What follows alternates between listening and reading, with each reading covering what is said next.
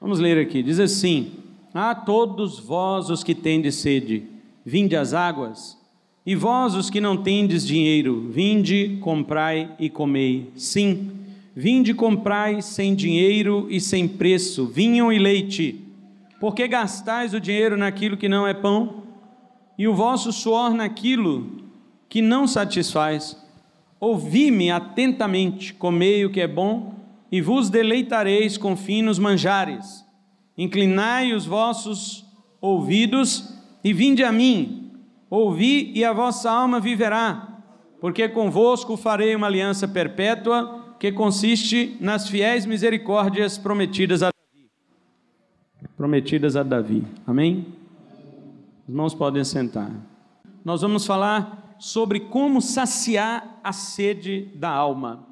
Diga comigo isto: como saciar a sede da alma. Amém. Queridos irmãos, uma das coisas mais urgentes hoje em nossa sociedade é o anseio de saciar as necessidades psíquicas, as necessidades da alma. Nunca houve uma época em que estivemos tão sós, ainda que cercados de amigos, seja de internet, de redes sociais, amigos de trabalho, parentes, irmãos de igreja, mas ainda assim somos sozinhos. A nossa geração se sente solitária e abandonada. Eu lembro de um desenho, uma charge, que dizia assim no Facebook do cara: 5.000 amigos. Aí no dia do velório dele, 2 pessoas. Então quer dizer, nós estamos rodeados de amigos virtuais, mas não de amigos reais. E contrastando com isto, ainda temos uma outra coisa: o ser humano, ele também vem se afastando de Deus. O ser humano não está se afastando somente um do outro. Hoje tudo você resolve pelo WhatsApp. Tinha uns pombos morando ali na nossa igreja, na Embratel. Várias gerações de pombos ali. Tinha avô pombo, pombo júnior, né? Existia ovos quebrados, pombos mortos, aqui jaz, né? Aqui jaz o patriarca pombo e assim por diante. Tinha tanta coisa lá, irmão, de pombo, assim, que eu ficava impressionado. Eu perguntava se nós podíamos fazer um culto ali, aos pombos. Podemos hoje cultuar aqui, porque eles já tinham tomado conta mesmo do lugar. Nem sei por que eu estou falando isso, agora eu lembrei. É porque hoje tudo se resolve pelo WhatsApp. Então, é só mandar um WhatsApp para o Ranca Pombo, por exemplo. Então, você manda uma mensagem lá, o cara do Ranca Pombo fala: olha, vamos fazer uma despombonização no seu lar, na sua casa, na sua igreja. E aí, você só vê o cara na hora mesmo de limpar o ambiente. Na hora de pagar, quanto que é? Tantos reais. Aqui mesmo no celular eu já faço o depósito, manda a sua conta aí. Não há mais relacionamentos. Eu falei: não, eu vou pagar essa despombonização pessoalmente.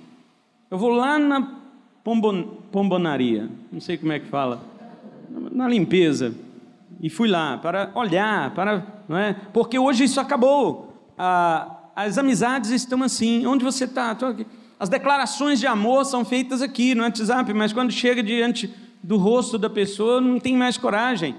Eu fui dar uma palestra de casais em Chupinguaia, e a primeira coisa que eu falei foi isto, porque antes da minha palestra teve aquelas dinâmicas de casal. E aí, diga para a sua esposa: você é a flor que nasceu no deserto. Eu não sei qual flor que nasce no deserto, mas você é isto, você é aquilo e tal. Aí todo mundo falando aquelas coisas.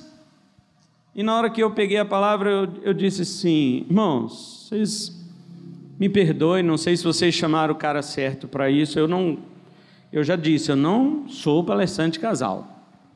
Mas a primeira coisa que quero falar aqui é que isso aqui é tudo um fingimento, é uma falsidade. Aí os irmãos ficaram assim. Eu falei: por que eu sei que é? Porque vocês ficaram tímidos na hora de falar. Eu não vi ninguém que realmente chegou diante da esposa, ou vice-versa, a mulher que chegou diante do marido e disse assim: não, eu te amo mesmo, e não sei o que, e abraçou, então, espontaneamente. Eu não vi. Eu vi todo mundo: eu não quero falar não, eu não sei o que não, eu não sei. Então, isso não é prático, isso não é normal. Se não é normal, aí fica no WhatsApp, é coraçãozinho, é não sei o quê, mas de frente não tem nada. Então, isto revela, o que eu estou dizendo para os irmãos, eles ficaram chateados comigo não, viu? Eu acho. O que eu quero dizer para os irmãos é que nós estamos distantes uns dos outros.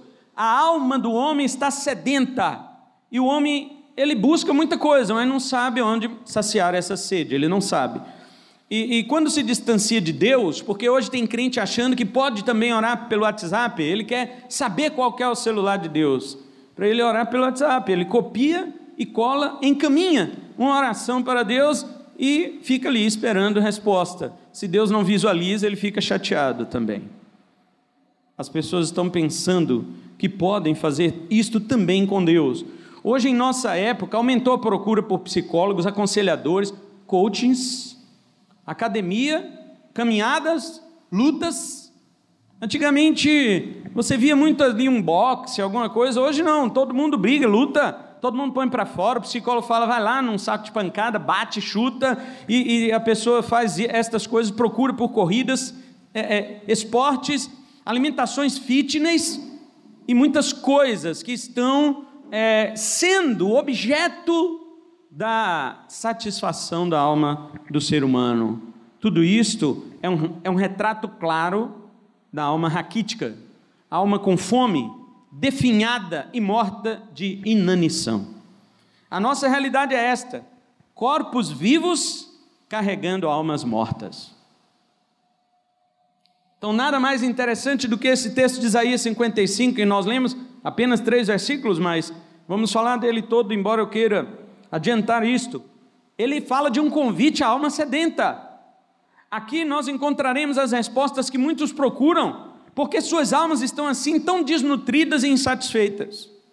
Encontramos aqui nesse texto a necessidade real da alma, os recursos de que os homens dispõem para tentar preencher estas necessidades, que não são recursos válidos, onde se encontra realmente a verdadeira satisfação, qual é a mensagem que deve ser proclamada e quais os resultados para aqueles que inclinarem os seus ouvidos e virem atender ao convite do profeta. Então, primeira coisa, a necessidade. A primeira coisa que o profeta fala aqui é de sede. Ele diz: a todos vós que tendes sede. Acredito que a necessidade mais básica em termos de alimentar-se é a necessidade de água. O ser humano pode ficar vários dias sem comer, mas não pode ficar vários dias sem tomar água. Em termos de alimentação, é óbvio que em termos de tudo é respirar, porque a respiração é no máximo, para quem é treinado, 5 minutos. 20 minutos falta a oxigenação cerebral e ele vem a óbito. Depois de 20 minutos sem respirar, não tem mais como. Mas para a alimentação é a água. E aqui no verso 1 ele também fala de comer, porque ele diz assim: todos vós tendes sede, vinde às águas, e os que não tendes dinheiro, vinde comprar e comer. Então ele fala de duas coisas: vinde às águas e comei também. De fato, como logo iremos ver aqui nessa mensagem, o profeta está falando das necessidades mais básicas, porém espirituais. Ele não está falando de um copo de água como este que está aqui para servir ao pregador. No final do culto vocês pegam, não levanta pegar água agora não. A questão aqui não é com a água, não é com o vinho que ele fala, ou leite, ou pão que ele fala. A questão aqui é com a necessidade da alma. O clamor da alma humana em busca de satisfação é algo ensurdecedor. Porém as pessoas não querem o pão. Elas não querem a água, o leite, o vinho, aquilo que a Bíblia oferece que é espiritual. Isto é, elas não querem aquilo que realmente pode satisfazer.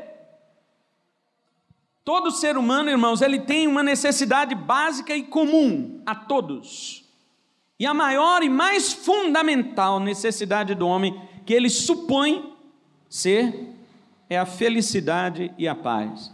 Pergunte a todas as pessoas: o que você mais procura na vida é felicidade. Pergunte a todas as pessoas: o que você mais quer na sua vida é paz. Eu quero ter paz, eu quero felicidade. Uma vez eu, pensando sobre a paz, eu falei: engraçado, todo mundo quer ter paz, mas por que ninguém tem? É porque o outro incomoda? É porque o outro incomoda. Mas pergunta para o outro que está incomodando se ele também não quer paz. Ele quer. Pergunta para ele quem está incomodando ele é você. Então a questão não é esta que as pessoas não querem paz. Todo mundo quer. Acontece que quando a paz ela é algo imaginário, subjetivo, aquilo que você acha que é paz, é óbvio que você não vai ter paz com ninguém. Pergunte para um muçulmano o que é paz. Pergunte para um cristão o que é paz. São coisas diferentes. Pergunte para um americano o que é paz e pergunte para um árabe, um Afeganistão lá o que é paz. As pessoas têm concepções contrárias, opostas do que é paz. É óbvio que elas não vão chegar a acordo nenhum. Israel e Palestina está aí o tempo inteiro brigando e tal. Pergunte a Israel, você quer shalom? Quer? Pergunta para o palestino se ele quer shalem, que é a mesma coisa de shalom. Ele quer também paz, todo mundo quer. Mas por que vocês não ficam em paz? Se um quer paz, o outro quer também. É porque o conceito de paz de Israel é uma coisa, do palestino é outra. E outra, Israel e Palestina está dentro de sua casa. Você e seu marido, você e sua mulher, você e seu filho, nós e nossos cônjuges, nossa família, é a mesma coisa. Um tem um conceito de paz que é diferente do outro. Então como que as pessoas vão estar em paz? Não pode. A realidade é a seguinte: existe um conceito de paz que é único e verdadeiro, e ele está fora de nós, está na Bíblia Sagrada. Se eu sou crente e você também é, se você é crente, seu esposo é, se você é crente, sua esposa é, se você é crente, seu filho também, então olhem para a palavra de Deus e vejam o que ela diz que é paz. Então os dois vão lá e se concentrem no que ela diz. Os dois vão ter a paz. Agora, não, paz é o que eu acho. Meu amigo, se paz é o que você acha, então você vai viver sozinho. Porque as pessoas não concordam com aquilo que nós pensamos. Mas se é crente, tem que concordar com o que a Bíblia diz. Então foi isso que eu pensei. Por que as pessoas não têm paz? Então, por causa disto, se materialmente os seres humanos guerreiam por causa de comida e água, psicologicamente eles brigam para alcançar a felicidade. Além da felicidade e da paz, existem também as necessidades pessoais, como a autoestima, bem-estar físico, autoconfiança, amor próprio, autoaceitação, coisas que a filosofia e a psicologia atuais sugerem e a mídia obriga que as pessoas persigam. E hoje as pessoas estão assim: eu tenho que me amar. Se eu não me amar, como é que eu vou amar os outros? Ou, aliás, outros dizem: se eu não me amar, quem vai me amar? Agora eu te pergunto, onde está na Bíblia que você tem que se amar? Outros dizem: eu tenho que me perdoar, porque eu vivo me culpando, eu tenho que me perdoar. Onde está na Bíblia que você tem que se perdoar?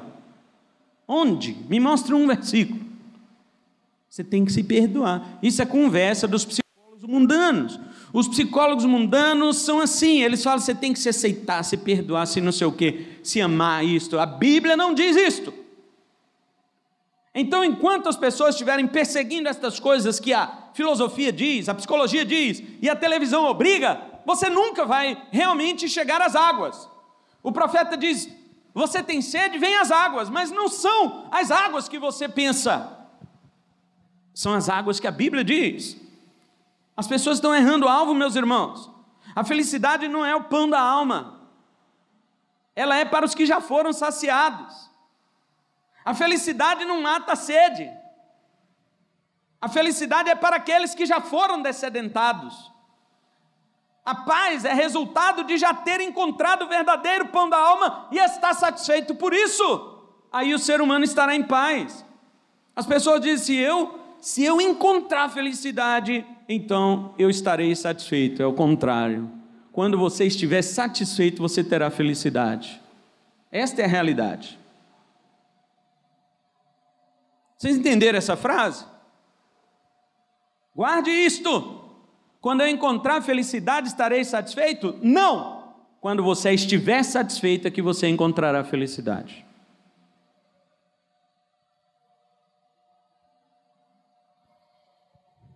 O convite do profeta é para vir às águas e não à felicidade. Ele não chama assim: venham à felicidade. Ele não diz: venham ser felizes. Não. Deus não criou você para ser feliz. Deus não criou ninguém para ser feliz. O homem só pode ser feliz depois que matar a sede. Por isso que ele chama as águas. venha beber as águas, depois disso você vai ser feliz. Mesmo até na sede física, Jesus Cristo disse para a mulher samaritana: aquele que beber desta água tornará a ter sede, mas da água que Jesus dá, disse ele, será nele uma fonte a jorrar para a vida eterna. João 4,14. Então veja, primeiro falamos aqui da necessidade. Segundo lugar, os recursos. Quais são os recursos que os seres humanos estão investindo para encontrar esta felicidade? Dinheiro. Dinheiro, e não só isto, suor.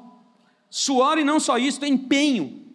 Porque quando o profeta fala que todos vós os que não tendes dinheiro, e depois no outro verso ele diz assim: por que gastais o vosso dinheiro? Quando o profeta fala disso, é uma forma figurada de falar dos recursos humanos. Ele não está falando do dinheiro mesmo. Embora, óbvio, as pessoas apliquem seus dinheiro, suas finanças em coisas para alcançar felicidade naquelas coisas que eles compram. Mas não é disso que o profeta está falando. O dinheiro aqui é figurado. Dinheiro fala dos recursos humanos, das obras humanas, do esforço humano. Para encontrar o pão que precisa, o ser humano investe dinheiro em quê?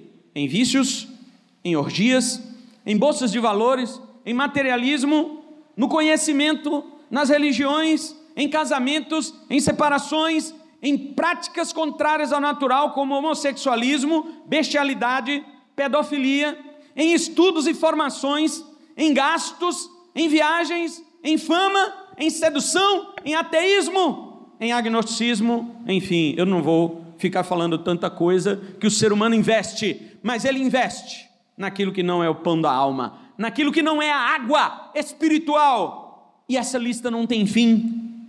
E os homens gastam o seu suor naquilo que não satisfaz, diz o profeta. Por que gastar o dinheiro no que não é pão e o suor do seu rosto naquilo que não satisfaz? Observe que tudo que os homens investem tem um fim, sempre tem um fim, e eles precisam daquilo outra vez. As coisas são como droga, as coisas são como substâncias químicas, que as pessoas compram, usam, atingem o seu clímax, e depois acabou, ele procura droga de novo no lugar e não tem, ele vai atrás. Se ele não tem dinheiro, ele faz alguma coisa para ter, não se sabe o que, aliás, sabe-se o que, para adquirir mais, porque para fugir da sua realidade, ou seja, para não encontrar a verdadeira água, ele investe num vício que anestesia ele em relação à verdadeira água, para que ele pense que aquilo ali é a água. Então as pessoas, na realidade, elas estão pensando que estão satisfeitas, quando na realidade não estão. É como se você dissesse para alguém muito rico assim, com muitos recursos, ele está comprando roupa.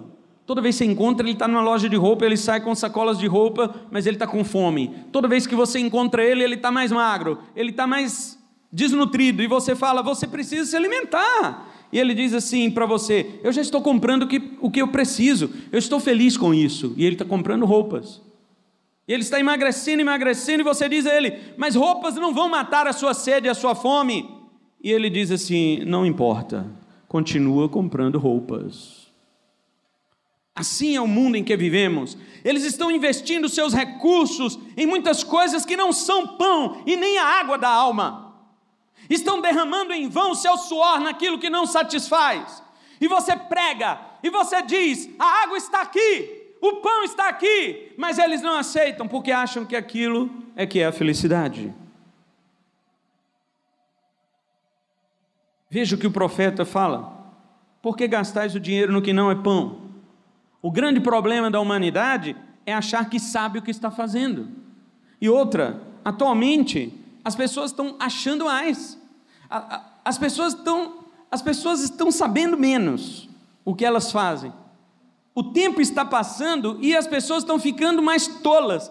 Elas sabem menos o que elas estão fazendo. Em contrapartida, elas acham mais que sabem o que estão fazendo. Antigamente as pessoas já não sabiam o que estavam fazendo, mas pelo menos quando você falava, elas acreditavam então que elas não sabiam o que estavam fazendo. Hoje, elas continuam sem saber o que estão fazendo, e você fala que elas não sabem o que fazem e elas acham que sabem. Então observe que o problema da humanidade é achar é pensar que sabe de alguma coisa. Então, o mundo lá fora vive uma insanidade espiritual. Compram coisas, gastam em vícios, destrói seu dinheiro em alternativas que jamais irão matar a fome da sua alma. Para quem já se saciou, para quem já se encontrou com Cristo, com o Evangelho, ele sabe o que é pão. Ele sabe que aquilo lá não é pão. Mas acontece que para quem não sabe o que é pão, eles atiram para todo lado, morrendo de fome e comprando coisas que não podem saciar. Agora veja o que diz o profeta. O profeta diz assim: vinde e comprai sem dinheiro e sem preço vinho e leite. O profeta está dizendo que para alcançar a verdadeira felicidade, para matar a fome e a sede da alma, para saciar verdadeiramente a sua alma, você não tem que gastar, você não tem que investir, você não tem que fazer esforço. Não há obras humanas que possam ser feitas naquilo que de fato irá satisfazer sua alma. Ele disse: vem, é de graça. Vocês estão gastando dinheiro naquilo que não é. São dois erros: primeiro, que você está se esforçando, e segundo, que não está tendo resultado. Mas na verdade estou chamando você para as águas sem esforço e com resultado.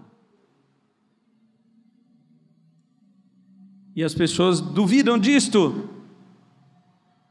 O profeta está dizendo: não são os recursos humanos que trazem a saciedade, é sem dinheiro e sem preço.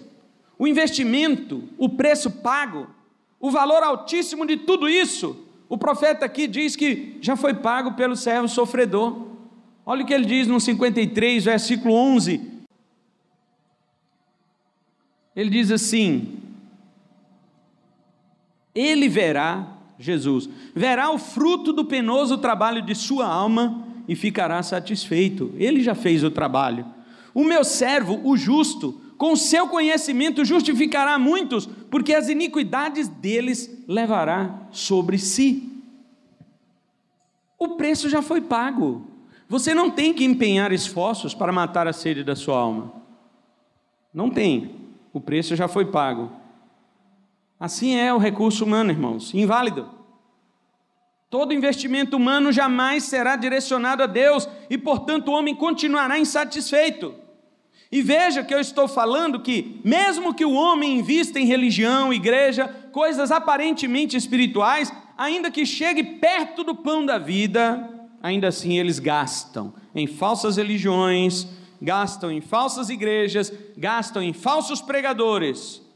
Por quê? Porque por si mesmo o homem não pode chegar ao pão da alma. O caminho para o pão da alma, ele só tem uma via. O caminho para o pão da alma não é de mão dupla. Ele só tem uma via. E outra, essa via única não é daqui para lá, é de lá para cá. Em outras palavras, não é você que encontra o pão da vida, é o pão da vida que encontra você. Ele vem do alto, ele não vem de você.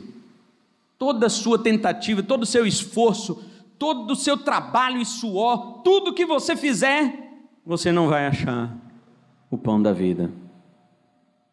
Por si mesmo, o homem nunca pode chegar ao pão da alma. Toda tentativa humana em agradar a Deus ou buscar seus próprios recursos, obras, méritos, enfim, tudo isso resulta em absolutamente nada. Continuam com sede e com fome. E aí você pergunta, então, como satisfazer? Esse é o terceiro ponto que nós vamos falar, a satisfação. Já vimos a necessidade, os recursos são inúteis, agora vejamos a satisfação. Olha que coisa simples. Volte aí no 55 e você vai ver no final do verso 2 e no verso 3 o que diz o profeta. Ele fala bem assim, verso 2, parte B. Ele diz assim: ouvi-me atentamente, comei o que é bom e vos deleitareis com finos manjares. Quem falou que você tem que ouvir? A satisfação está em ouvir. A boca que abocanha e morde o pão da alma são os ouvidos.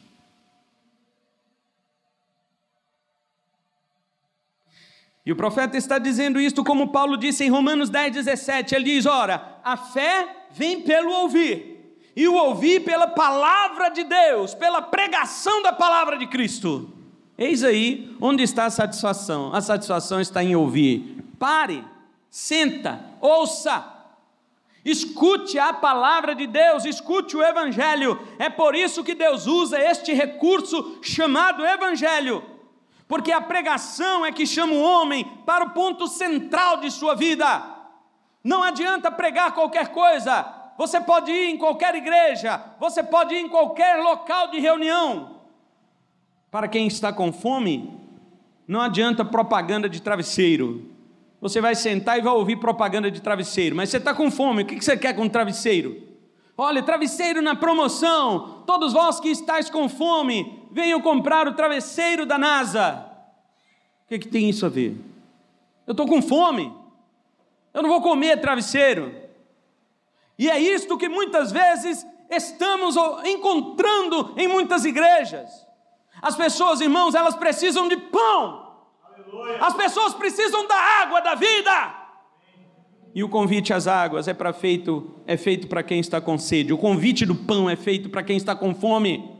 Não é travesseiro que pregamos aqui. Não, meu filho, encosta sua cabecinha no travesseiro que o irmão vai coçar sua cabecinha e você vai dormir, porque você é a menininha dos olhos de Deus, tá? Mas eu estou com fome. E a palavra do profeta é bem clara: ouvi e a vossa alma viverá. Somente a palavra de Deus, igreja, somente ela pode ressuscitar uma alma morta. Ouça, a tua alma viverá. Mas se você ouvir, e é somente pela pregação do Evangelho, ouvindo o seu conteúdo e entendendo, é que uma alma pode alcançar a vida do céu. É pelo conteúdo do Evangelho. Eis aí onde está a satisfação. Você me perguntava antes nesta mensagem e dizia: o profeta não está chamando para ser feliz? Não, ele está chamando para o pão verdadeiro. Ele está chamando, por quê? Não confunda a satisfação com felicidade. Ah, Deus me criou para ser feliz. Não, Deus criou para você ser satisfeito, não foi para ser feliz. Não confunda a satisfação, é diferente de felicidade. Satisfação fala de suprimento da necessidade, e felicidade decorre disso, de saber que sua necessidade foi suprida ou satisfeita. Eu lhe digo, meu caro ouvinte, se você não se sente satisfeito com a palavra da pregação, então você não pode ser feliz mesmo. O profeta está te chamando para as águas. Você não quer beber as águas, mas quer ser feliz.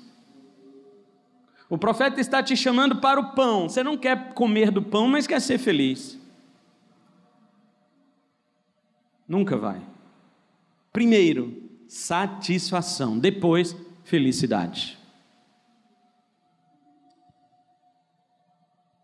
Não vamos falar igual o mineirinho, que depois de encher tanta barriga, ele fala: me deu uma tristeza, né? Não, deu alegria. A tristeza que ele fala, na verdade, é a lombeira. Lá em Minas fala: me deu uma lombeira agora, vontade de deitar, de dormir. Mas na realidade, aquela lombeira que dá no mineiro, e em vocês também, quando comem bastante, enchem a barriga, então aquilo é o deitar da felicidade. Você pode até dizer deu uma tristeza, mas isso é uma ironia. A ironia é quando você diz algo contrário do que realmente você quer dizer. Então você fala: me deu uma tristeza, na realidade você está dizendo: me deu uma alegria, porque eu estou satisfeito. Eis aí o convite do profeta. Ele está dizendo: se você vier às águas, você vai beber as águas, você vai satisfazer a sua sede, então você terá felicidade. É impossível ser feliz com sede, é impossível ser feliz com fome. Mas as pessoas não querem o pão, as pessoas não querem as águas, mas querem ser felizes. Agora olha o que Jesus falou, João 15:11, tenho-vos dito estas coisas para que o meu gozo esteja em vós, minha alegria, e esta alegria seja completa. As palavras do Evangelho trazem a verdadeira alegria. Se você não está satisfeito com as palavras do verdadeiro Evangelho, então sua alegria nunca será completa. Quarto lugar, a mensagem. O profeta, ele diz, ouvi, mas ouvi o quê? Ouvi o quê, profeta? Vejamos então, versículo 6 ele diz, buscai ao Senhor enquanto se pode achar, invocai-o enquanto ele está perto.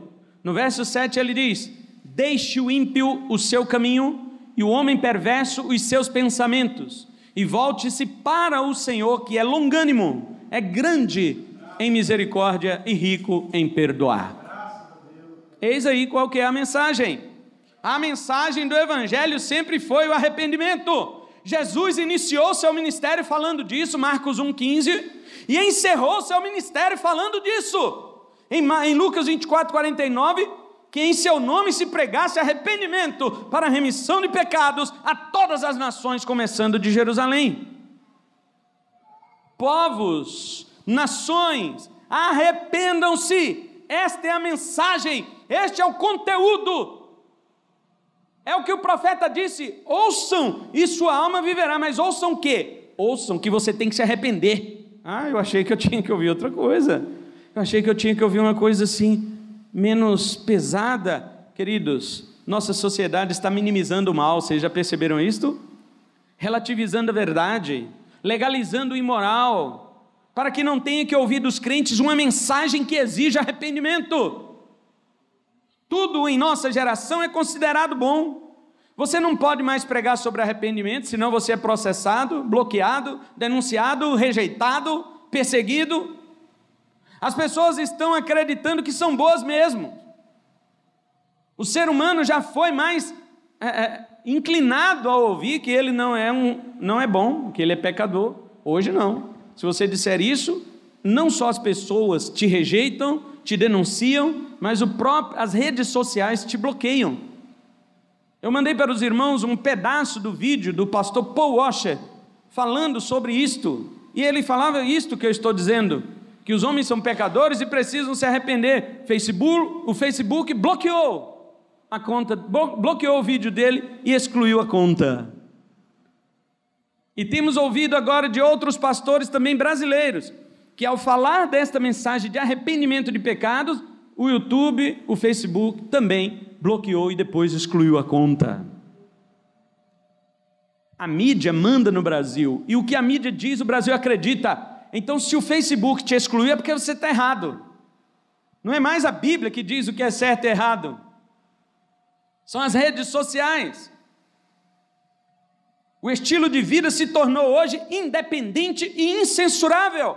O que é pecado foi reduzido a poucas ações que são contra os formadores de opinião pública, como, o que é pecado hoje? Racismo é pecado, feminicídio é pecado, homofobia é pecado, para eles é errado, essas coisas aqui que são erradas. Hoje fiquei sabendo de que um pastor baiano foi fazer uma piada de baiano, e uma baiana se levantou contra ele no meio da igreja. Por quê? Porque a televisão, as redes sociais já colocaram na cabeça das pessoas que fazer brincadeiras com o Nordeste é um tipo de fobia, de xenofobia, alguma coisa assim.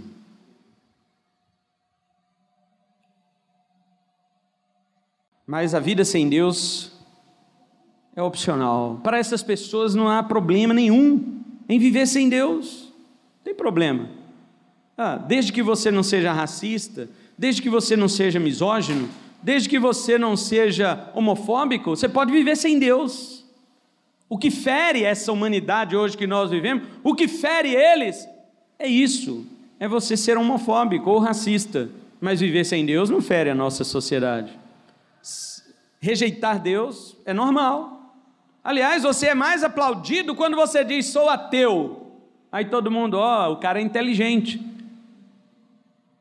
Já trocaram essa ideia de que o ateu é inteligente. Eu pergunto aqui, por exemplo, no meio de vocês, que aqui estão juntamente conosco neste culto, qual de vocês, como crente em Cristo Jesus, teria coragem de sentar com um ateu e debater com ele?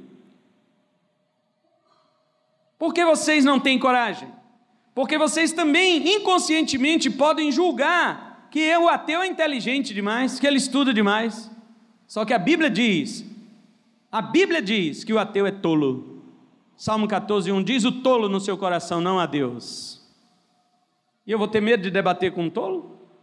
Não tenho. preciso nem estudar. Eu sou crente.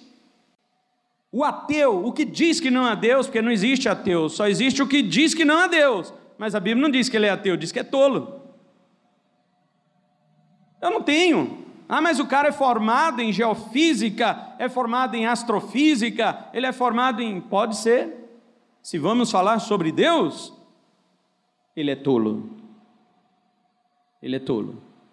Agora, se for falar sobre Plutão, sobre outros planetas, aí eu não sei, eu vou apanhar mesmo, eu não sei. Mas se ele vai falar sobre Deus, é sobre isso? Então você é tolo. Você está dizendo que ele não existe, é tolo. Não tem medo de debater. Eu sou crente. Está vendo como são as coisas? Então, meus irmãos, estas coisas para a nossa geração não tem problema. Você só não pode ser homofóbico, desde que você não seja homofóbico, você pode ser ateu. Olha só. Desde que você não faça uma brincadeira com um baiano, você pode não crer em Deus. Olha os valores da nossa sociedade. Mas a palavra permanece. Verso 7. Na NVT, nova versão transformadora, que os perversos mudem de conduta e deixem de lado até mesmo a ideia de fazer o mal, que se voltem para o Senhor, para que Ele tenha misericórdia deles. Sim, voltem-se para o nosso Deus, pois Ele os perdoará generosamente. Não adianta mudar o conteúdo da mensagem, porque isso seria mais uma maneira de iludir o ouvinte, aquele a quem você está chamando para matar a sede, sendo que não está lhe oferecendo água. Olha, queridos, infelizmente há muitas igrejas dizendo, venham as águas, mas elas não têm água para oferecer. Comam o pão da vida, mas não estão falando sobre o pão da vida. Que adianta? Só haverá satisfação quando houver arrependimento, abandono dos maus caminhos. Veja que o profeta diz que até o pensamento mau é para ser abandonado. Não só as práticas, mas também o mau pensamento. O arrependimento é o quê? É o reconhecimento do pecado. Você só pode reconhecer seu estado pecaminoso quando for confrontado com a palavra de Deus, ouvi-la, e então, concordando plenamente com o que ela diz a respeito de você, você sente peso, culpa pelo pecado. Assim pode confessar ao Senhor, que é fiel e justo para perdoar. É Deus rico em misericórdia, e seu perdão é generoso e abundante. Isto é arrependimento, é mudar o caminho. Deixe o ímpio o seu caminho. Você pode até dizer assim, não, mas eu sou bom, eu não sou pecador. Mas escute o que Deus diz nos próximos versículos 8 e 9, ele fala, porque os meus pensamentos não são os vossos pensamentos. Você pode até dizer, eu sou bom, mas Deus diz, você não é bom. E qual que prevalece, o seu pensamento ou o de Deus?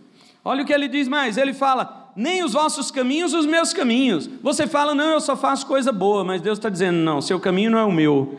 E outra, Deus diz assim, porque como os céus são mais altos do que a terra, assim são os meus caminhos, mais altos do que os vossos caminhos, e os meus pensamentos mais altos do que os vossos pensamentos. Você pode dizer, eu sou bom. Deus diz, não, você está lá embaixo. Bom só tem um que é Deus, disse Jesus para o jovem rico. Você pode dizer, mas eu não cometo pecados. E Deus diz, seu caminho está lá embaixo. Meu caminho está mais alto, assim como os céus estão mais altos do que a terra. Então não importa o julgamento que você faça de você mesmo, ou de mim. Não importa também o julgamento que eu faça de mim ou de você. O que importa é que nossos pensamentos jamais serão os mesmos do Senhor. Os pensamentos dele são mais altos, são infinitamente mais altos do que os nossos. O que importa na pregação, na mensagem, é o que Deus acha, não é o que o homem acha. Não, eu sou bom, não importa. Você pode achar, Deus diz que não é. Não, eu não sou pecador, não importa. Deus diz que você é. É isto que importa. Agora, você quer encontrar as águas? Admita. Porque rebater contra Deus, você se distanciará das águas. Finalmente, o resultado. O que acontece então quando uma pessoa sujeita e submete? Uma coisa é certa. A palavra de Deus não volta vazia. Está aí no versículo 11. Diz assim, assim será a palavra que sair da minha boca. 10 e 11, porque assim como descem a chuva e a neve dos céus, e para lá não tornam sem que primeiro reguem a terra e a fecundem, e a façam brotar para dar semente ao semeador e pão ao que come, assim também a palavra que sair da minha boca não voltará para mim vazia, mas fará o que me apraz, e prosperará naquilo para que a designei. Então veja, uma coisa é certa, qual que é o resultado de tudo isto? Vamos supor que você ouviu, você veio às águas, e agora você vai beber das águas. O que vai acontecer? A palavra de Deus não vai voltar vazia, ela vai cumprir aquilo para o que foi designada. Veja, no verso 10 ele diz que chuva e neve descem do céu, primeiro regam a terra, fecundam-na, faz brotar e dá semente ao semeador e pão ao que come, então só depois é que elas voltam para o céu. Assim também é a palavra de Deus, ela cai como chuva sobre os corações dos homens, mas como Jesus falou, o coração dos homens varia, depende, tem coração de todo tipo. Jesus falou que existe um coração que é como a beira do caminho, duro. A palavra de Deus vem e não entra. Satanás arrebata o que você ouviu, não é?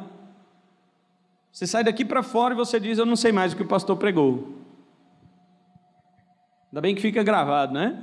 Que aí você pode ir lá no YouTube e ver de novo. Não sei quantos veem de novo, mas tem a oportunidade. Tem a oportunidade, enquanto o YouTube não exclui a minha conta. Então você tem a oportunidade de ouvir de novo, mas a Bíblia diz que o diabo é sagaz, ele arranca a palavra que foi pregada do coração. Por quê? Não é por causa da palavra, não é por causa da semente, mas por causa da dureza do coração. Segundo, Jesus diz que há outro tipo de corações, pessoas empolgadas, irrefletidas, pessoas que não pensam, elas acham que podem abraçar esta palavra sem avaliá-la, mas não podem. Se fizerem isso, não vão suportar as tribulações e provações que sobrevêm à vida dos crentes. São como sementes que caem no meio de pedras, nascem, mas não suportam nada, pois não têm raiz profunda.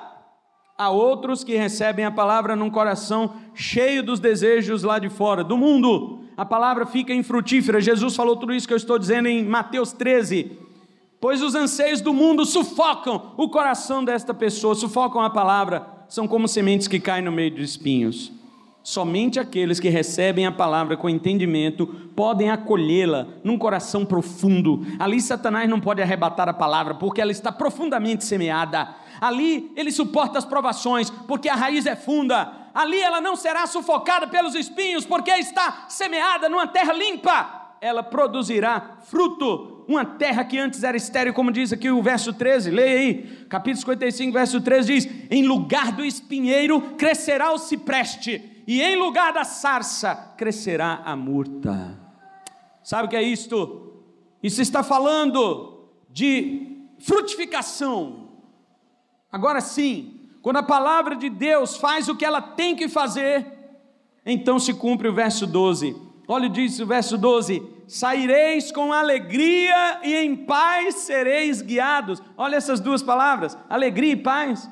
Não é o que eu disse na introdução? Que os homens buscam alegria, que os homens buscam felicidade e paz. Eles não podem ter paz porque cada um acha que a paz é aquilo que ele acha, aquilo que ele pensa. Mas aqui está dizendo, se você vir as águas, se você beber destas águas, se você comprar sem dinheiro e sem preço o pão da vida, então você se satisfará, você produzirá fruto e agora você sairá em alegria e em paz você será guiado. Eis aqui os dois anseios mais perseguidos da humanidade, alegria e paz. Mas você só pode ter essas duas maravilhas na sua vida quando você for justificado pela fé. Paulo diz em Romanos 5:1, justificados pois mediante a fé temos paz com Deus. Você não pode ter paz com Deus por você mesmo. E ele também diz em Romanos 14:17, ele diz, ora, o reino de Deus não é comida e nem bebida, ou seja, não é o pão e nem a água que o povo aí procura, mas é justiça, paz e alegria no Espírito Santo. Justiça por quê? Porque quando você quer em Cristo, você é justificado. Então, uma vez que você é justificado, você tem paz com Deus. E tendo paz com Deus, você é alegre.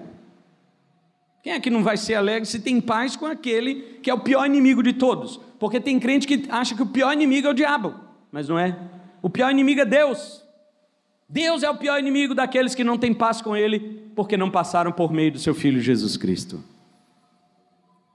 O diabo não pode fazer muita coisa, mas Deus pode fazer tudo. Não temais aqueles que matam o corpo e não sabem o que fazer da alma, mas temei aquele que pode lançar tanto o corpo quanto a alma no inferno. Se você não tem paz com Deus, você está perdido. Você pode achar todos os pães deste mundo, você pode achar todas as águas deste mundo, mas se permanecer em inimizade contra Deus, acabou. O que o profeta diz no verso 13? Mais do que este resultado de você frutificar, de ter alegria e de ter paz, olha o verso 13 que ele diz aqui. Ele fala assim, no final: isto será glória para o Senhor. Você vai fazer isto, você vai viver isto para a glória de Deus. Todas as coisas têm que terminar na glória de Deus, não é na sua. O grande problema dos homens, e eu vou dizer, o grande problema dos crentes, é achar que Deus vive em função dele. Agora, a Bíblia está terminando, aqui o texto que nós lemos, Isaías está terminando com esta fala: as coisas não são para você, são para a glória de Deus. Ah, mas eu fui às águas, eu bebi, eu criei em Cristo, olha que maravilha, estou tendo paz com Deus e estou tendo alegria, estou frutificando, mas isto é para a glória de Deus, não é para você. Deus não está pensando nos homens, Deus está pensando no Filho dele. Só tem uma pessoa que permeia a mente de Deus, e aliás João escolheu uma palavra grega certinha para dizer quem é Jesus. A palavra grega é logos. Lá em João 1, verso 1, no princípio era o logos. Na nossa Bíblia traduziu o verbo.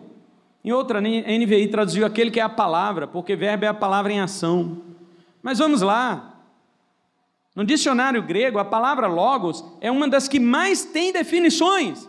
Quando você acha lá a palavra logos no grego, você vê uma lista grande de significados. Porque logos não é somente verbo.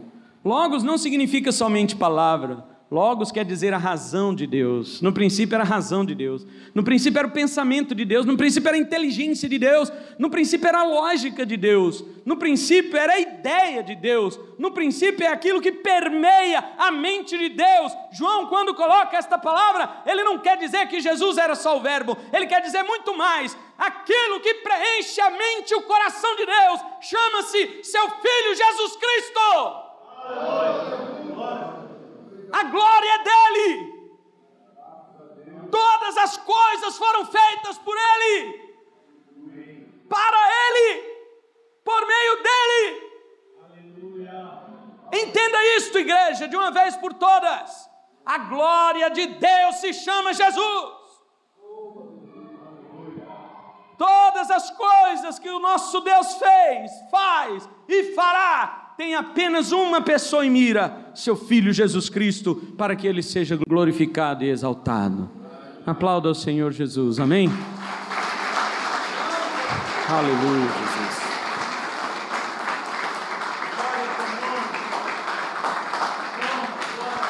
Toda glória ao Senhor.